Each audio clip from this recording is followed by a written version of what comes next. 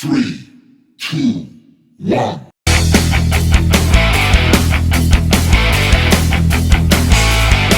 Sila like dan subscribe channel ini untuk mendapatkan kemas kini kandungan.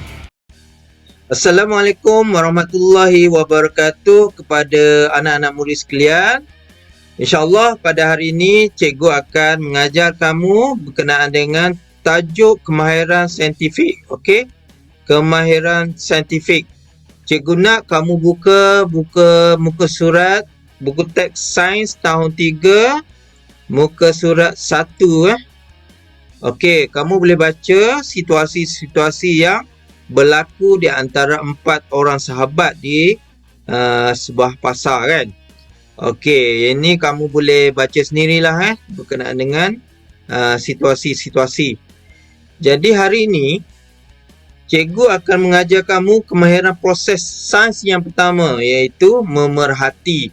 Okey, apakah dimaksudkan dengan memerhati?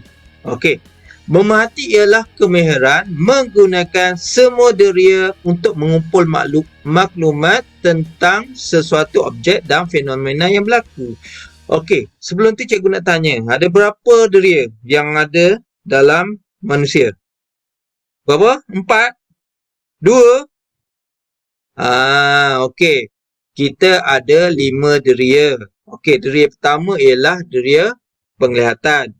Penglihatan menggunakan mata, betul?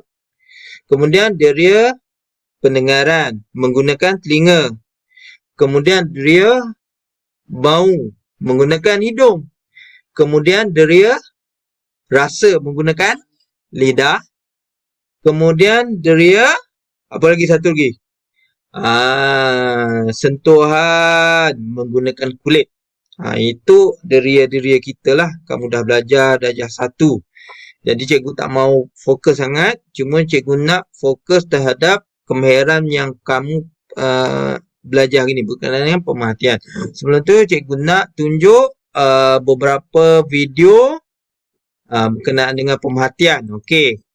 Yang pertama kamu tengok ini apa ni? Okey, pokok semalu. Okey, pokok semalu ni apa yang berlaku kalau kamu sentuh dia? Apa yang berlaku?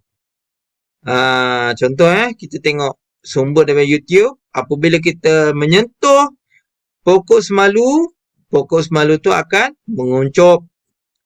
Itu pemerhatian kamu Pokok semalu akan menguncup sekiranya disentuh. Itu pemerhatian pertama. Kamu boleh melihat dan juga menggunakan tangan sentuh. Yang kedua, cikgu nak kamu tengok apa yang disampaikan.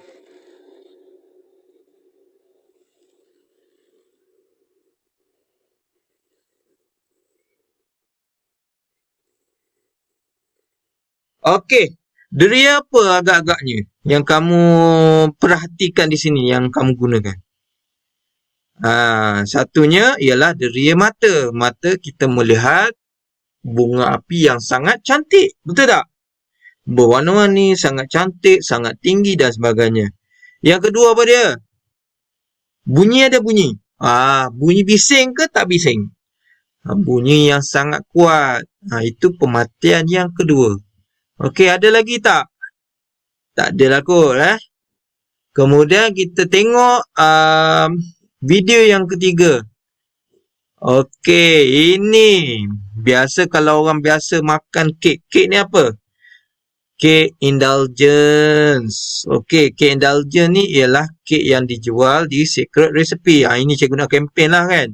Jadi kek ini sangat sedap kan.